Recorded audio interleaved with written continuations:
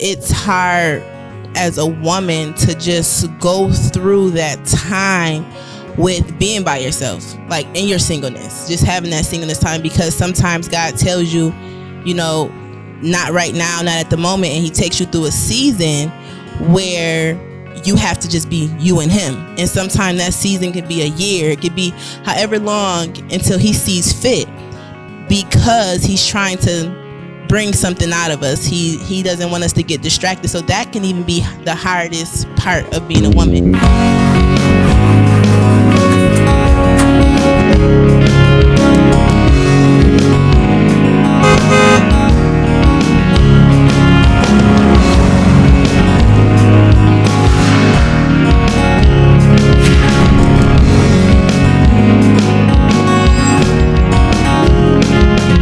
So excited to have everyone to be here on the Fuel Singles Podcast. You are looking at some amazing singles that just finished worship here at the church, and they are here to share with all the Christian singles out there. So we're going to let them all go around and share their names.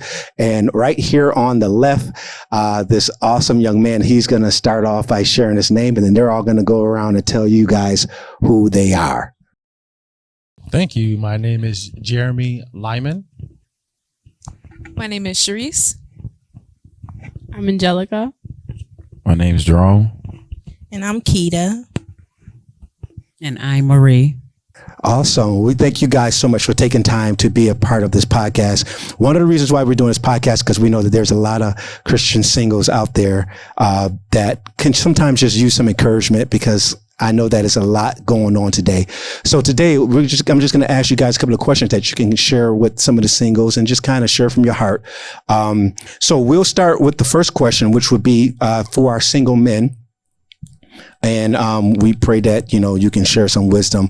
What are some of the challenges Christian single men face today? We can start with you, Jeremy.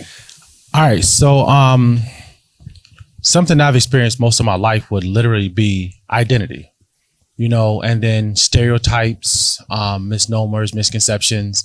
But with identity, like if you're identifying as a Christian male, what it is, like reality versus what people think it is, you know.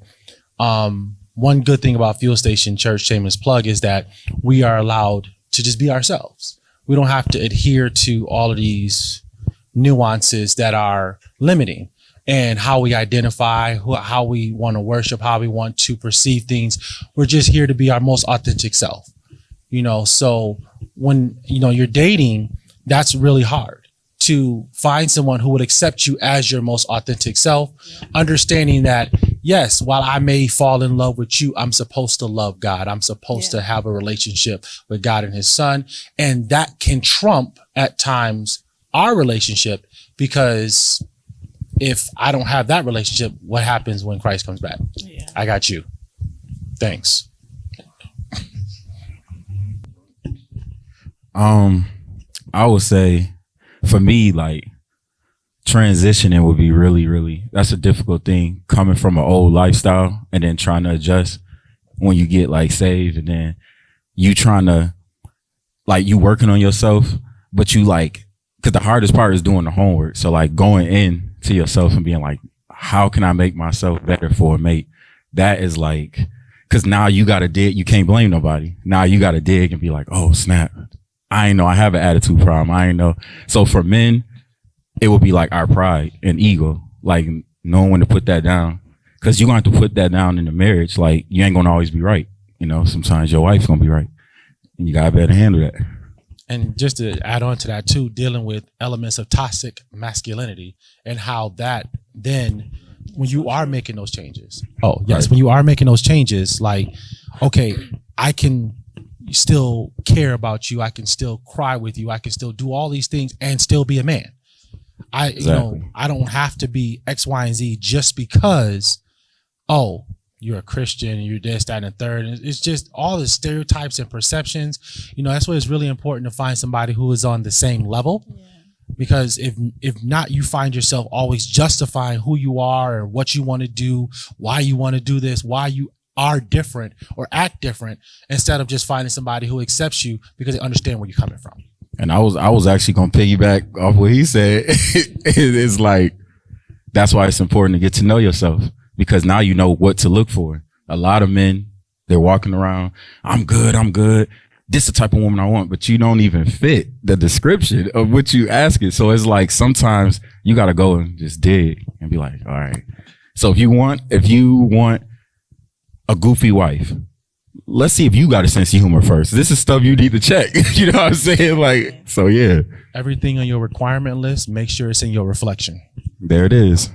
He the deeper one, y'all. So I keep it a buck, but he deep. I say rip up the list. Rip that list up. All right, let's move to the next question. What are some of the challenges Christian women face? We'll start with you, Sharice. Well, since I have the mic,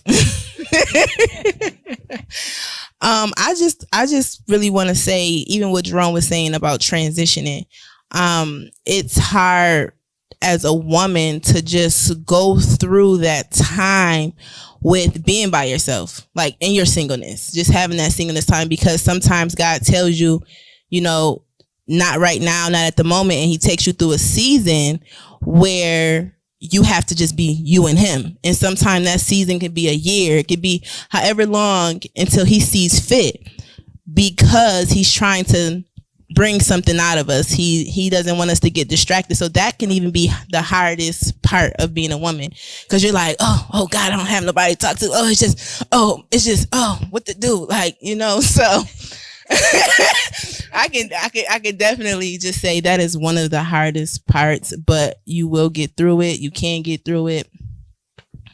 Anybody?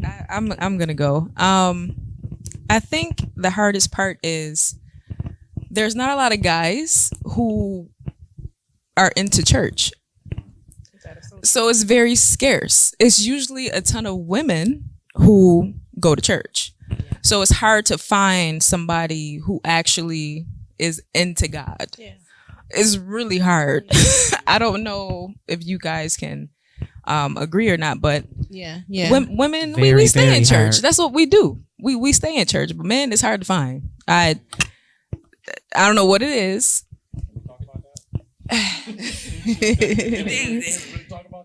You got something to say about that? Okay. But yeah, it's just extremely hard to find genuine, I guess, too, because you know, a lot of men, they do play around. Yeah, I'm not trying to throw shade, but that's just what it is. They try to play church. Yeah, counterfeit. But you got to be able to discern and see through that and say, hey, he's just doing this to get what he want, and then you know you be messed up in the game. So that is so true. And another thing is loving yourself. Women, it was a struggle, and I'm being honest, I'm being open, that I had to allow God to help me to love myself. Yes, because when you love yourself, you make better decisions and better choices. Mm-hmm. Because a lot of time we don't love ourselves. We accept any and everything when we don't love ourselves. So that was the hardest part for me. But now, by me trying to build a relationship with God, he's helping me to be able to, he's caused my self-esteem to rise. He's caused everything to rise. He's caused me to be able to trust in him and to rely on him and to love myself, have confidence. He's my confidence. You know what I mean? It's like you'll make better choices. Yeah. Because out here, from dealing with the world, I've dealt with a lot of things, like a lot of things with men and everything like that. And I'm not throwing shade on y'all men. I'm just saying, as women, women, please hear me. Allow God to allow you to love yourself. Yes. And that was the hardest part for me, but it gets easier. The more you surrender and submit to God, it gets easier to love yourself and you'll make better choices. Yeah. And I just want to say too, what Marie said, that also helps when you are ready for, you know, courtship or dating or whatever you're going to call it. That it helps, because then you could bring that into your relationship, because you don't want to go into a relationship, you know, bringing that in and now you're projecting that on them, you know. So yeah, going off what she was saying, like, I realized, like, when you're a part of the world, It's like the world's gonna favor you. Like growing up, I realized, why are all my friends getting boyfriends and I'm sitting here being single? But I realized, like, when you're a child of God, you're set apart. And like, when God gives you the Holy Spirit, like, you're able to see things that other people do not see. And like, you're able to pick up on those red flags that not everybody can pick up on. So also going off what she said, it's like very scarce. Like when you have the Holy Spirit in you, you can see, you can literally like tell if a man's a good man, and like it's just scarce. Yeah. I know this question was for the women, but Marie made a great point. Men have to love themselves too. Like we have to figure out what love is, how it applies to us before we can apply it to anyone else. And that's something we're not taught. We are not taught how to love you, how to love ourselves. We're taught that we're supposed to love you. We're supposed to love this, that, and the third, but the how. And to your point, say that. Because like literally, I've talked a lot about how for years I never fit in. Never fit in college, never fit in high school like that. Never fit in any of these groups. Even when I tried to force my way in, I never fit in. Why? I wasn't meant to fit in. This group, I fit in. Like, amen. But, you know, growing up, when you're trying to force your way into something that's not for you, you don't fit in. Because everybody else, they'll notice there's something different about you. And they might bring you in for a little bit, then they start pushing you out and push you out. And you try to force your way in, they're like, nah, we're not going to call you. you ain't for that. I was going to say too, like, men, I'm telling you this from me. Don't be afraid to cry. Do not be afraid to cry. Because anybody who making you feel like you weak for crying, like you just know they ain't the right woman for you. A lot of times men get caught up on what a woman think, and as a leader, you got to set the stage. Like you don't want to lead in your house. You don't want to lead, like you lead in your household, you lead in your family, your kids. So you can't base, because people gonna talk about you to the day you die. So if one female think you soft, that's another female who think you a man. This is like logic that just, like you said, never was taught. So what you see now is a lot of men not knowing who they really are, trying to be somebody else, and then you still don't get the girl. I mean, a lot of people who's watching this is like, I still don't get her number because you're not being you. And then you think you lost because you didn't get her because she's not for you. This is what a lot of times guys don't get. So they go crazy and they angry and all this. And so I'm here to tell y'all, be yourself. Whoever like it, they like it. They gonna be there. Amen. And we like different men. Christian women love different men. I just want to say he's right. Like, just be yourself. I want to see you cry, honestly. Me personally, I'd rather see you cry. That just means that you let your guard down. That means you trust me. That means you can actually talk to me. So awesome. Well, I know this one, y'all gonna be on this one for a minute. I would like each of you to share how should Christian singles date without putting themselves in compromising situations? Okay. Yeah, that's I'm sorry. Basically, dating as a Christian,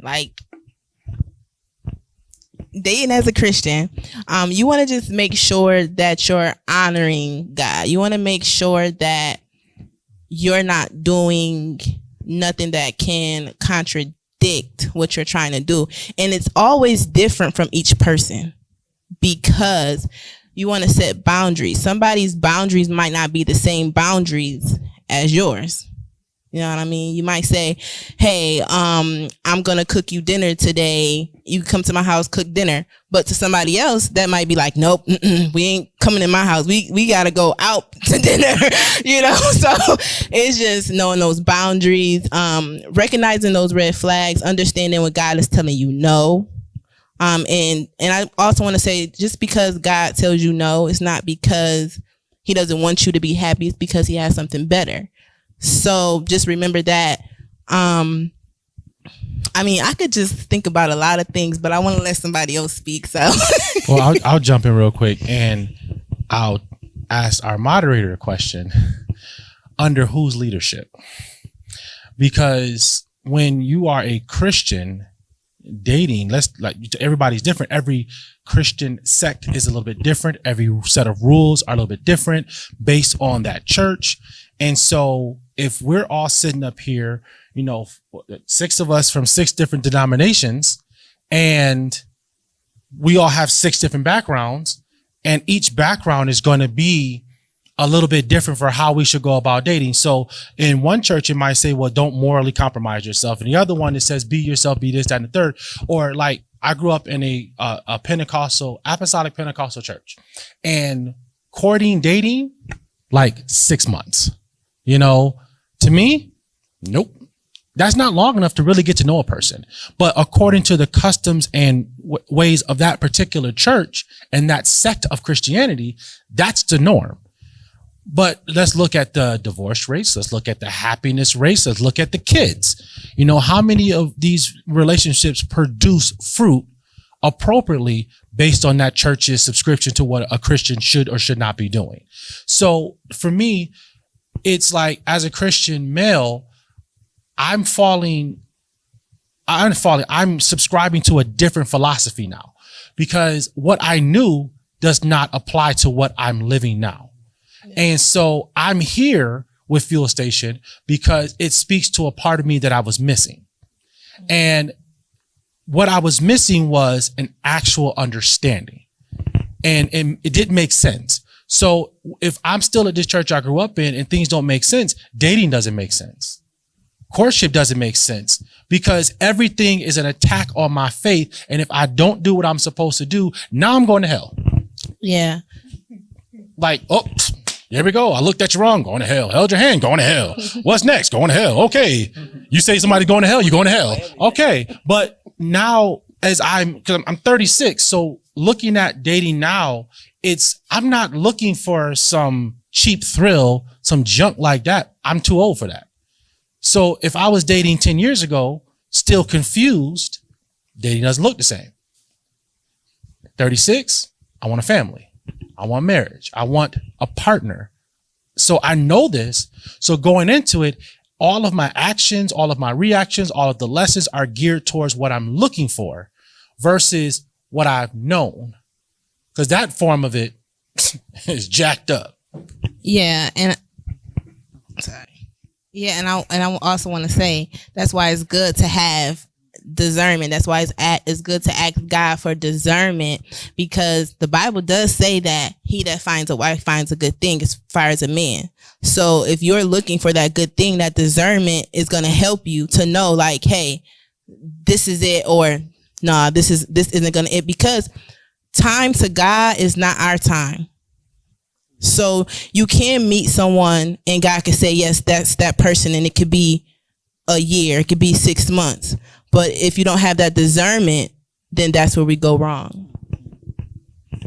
I was just going to say, basically, when you two date, if you are interested in each other, only thing I could really say is keep God in the center and build a good friendship. It's okay to be friends. I mean, because when I dated a lot of guys, I noticed when I say, let's just build a good friendship and see where it goes, that they go crazy on me, like, a friendship. It's okay. Yeah. Build a good friendship and see where it goes and keep God in the center. Yeah. That's all I got to say. I say, like, know your weaknesses and your strengths. I feel like, because sometimes you can put yourself in hot water.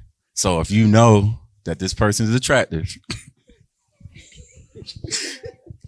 it's probably not wise if you try to watch Netflix at 12 at night. I'm just being honest. Don't give the devil place. Because everybody that says something up here, they completely right.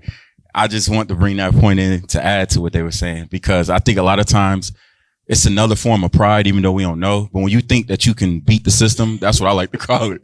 Or trying to be a hero, take the cape off. Because you getting up there and you telling people, or you saying to yourself, like, even though I'm I shouldn't be doing this. I'm about to do this. And we all had that feeling where you feel like you got to use the bathroom, your stomach turning, because you know it ain't right, but you still do it. Yeah, self-control. So it's another form of pride. So I say it's like, know your strengths and weaknesses. Yes. And don't be afraid to let them know. Like, nah, I just feel better if I do this. Yeah. I don't feel comfortable coming over here. This is for men and women. It's because don't feel like you too good to, and let them know. And then you're going to know. Watch their reaction when you say it. I don't want to come over tonight. Oh, we just going to be chilling. See all that? I've been there. All that. Because you're not going to be chilling. We all know that. So, yeah, just be real with yourself. Yeah, that's true. I can pretty much piggyback off of, what everybody said, but I just wanted to piggyback off of what Jeremy said. I think we are confused sometimes because, we don't talk about this stuff with our parents. We don't talk about this. Like, they don't talk about how to be real. They just tell you, oh, you just need to go to church. Okay. But what else? They don't give you the tools that you need to survive in the real world. So we're scrambling, trying to figure out how to date. We wonder why we, 20 plus, 30 plus still ain't with anybody. Because we don't know what we doing. And apparently they didn't know what they was doing. Because some older, like, they still not even in good relationships, good marriages. So it's just like, where do we go? So like with Marie, she said, seek God, put God first in your relationship. She's like, look, set boundaries. You have to know your limits, know what you can and cannot do. And then what Jerome said, again, knowing that limit, what those limits are, putting those boundaries in place so that you protect yourself and you don't end up doing something that you regret. So, yeah, and also just letting them know, I don't want to say expectations because that's the wrong thing to say, but just talking about what you want out of a relationship, what your goal is. Have a goal, have a don't just do it just to do it. Like, see how that person's mind is, see if you guys are equally yoked or whatever the case may be, because you just have to just be careful because people don't show themselves until later on. So you could be with somebody for 2 years and they be the greatest person. Then the third year you like, oh, you had this in you. Yeah. I said, oh, okay. Do a lot of conversations. Yeah, you're right. Do a lot of conversations. Conversate a lot. Just get to know each other. Conversate a lot. Yeah. One thing I was just going to add on to is challenge one another. Because like Jerome was saying, how you respond, right? Yeah. That says a lot.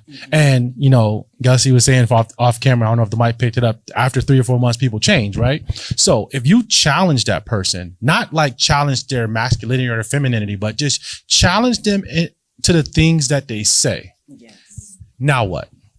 If they are living up to them, okay. If they're not living up to them, are they trying? And it's a reminder thing. Yeah. Because sometimes, we talk a big game when we meet someone, especially when we really like them, and we start talking. And then what? Nothing. You don't actually live up to any of that.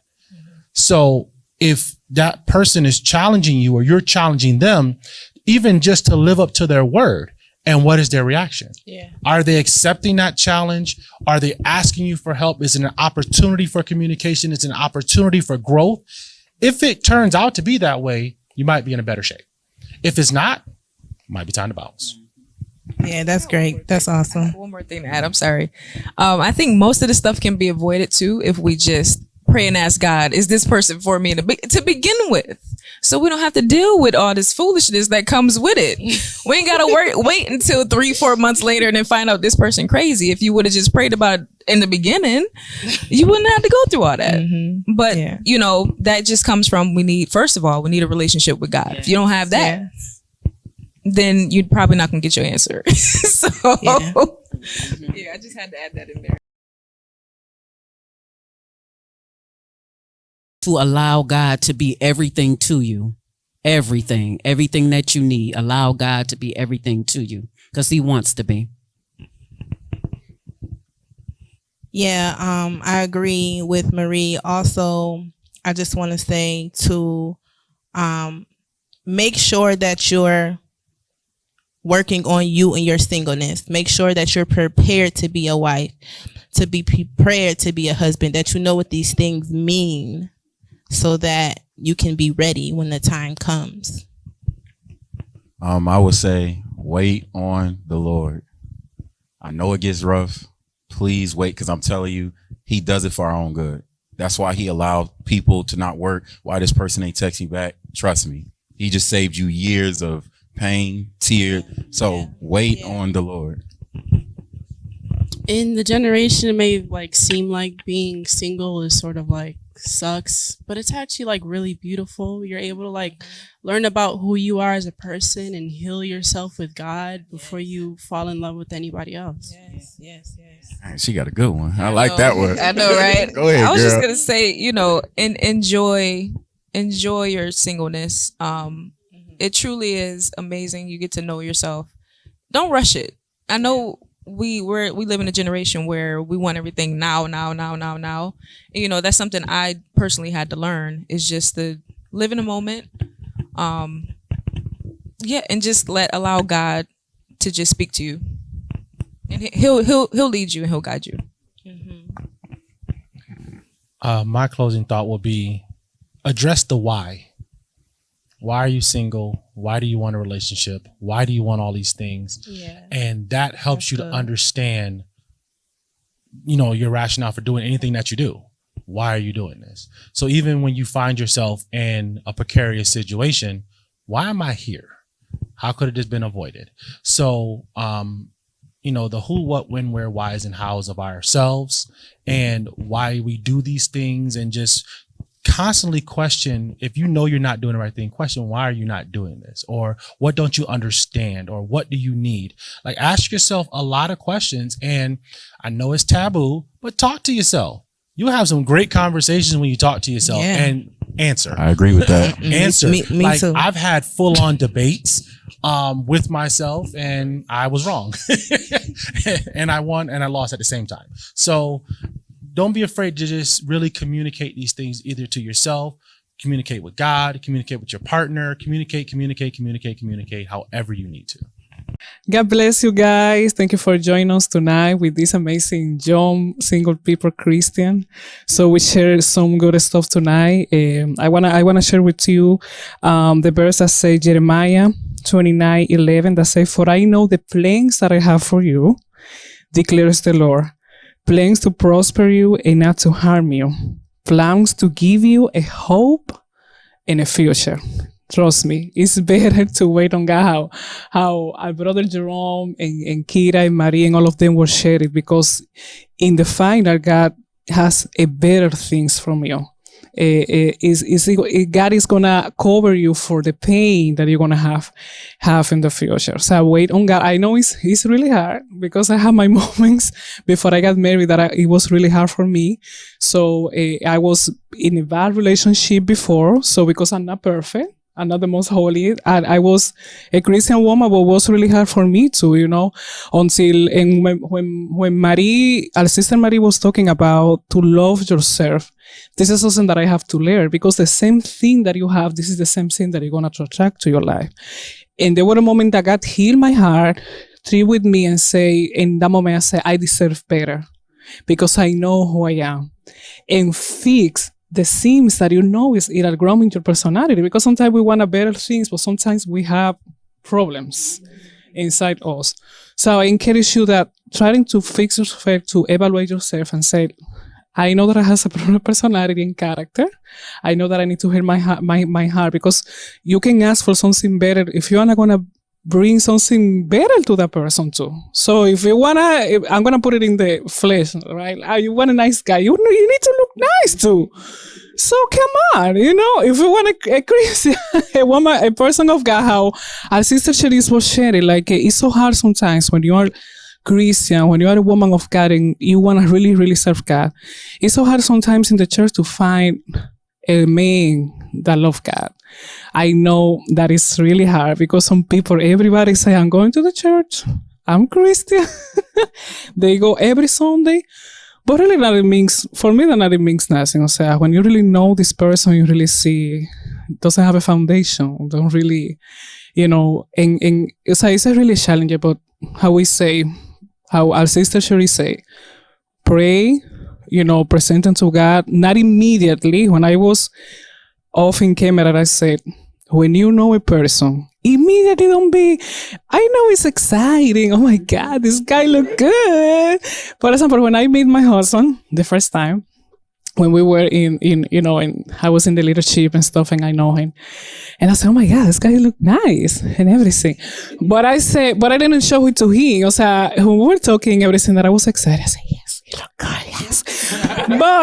but in front of him, I was like, hi. God bless you. When we talk to me, oh, good morning. I didn't mean to say, oh, my love. And speaking to him, don't do that. O sea, when you meet a guy, give it your time. Even if you feel excited, because sometimes can be a guy that you like it, a personality and something like that. But take your time because you don't know that person. I say myself, no. I don't know this guy. I don't mind that he posted all the Bible in the Facebook.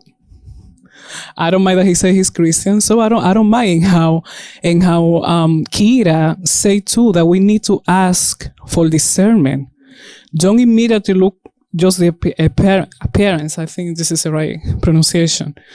So give it your time. So it proven, and I say it off a camera, that when you meet a person, give it a time in like a 2 or 3 months, because it's proven that they say that after the 3 months, the emotions go down and you're gonna see the real person.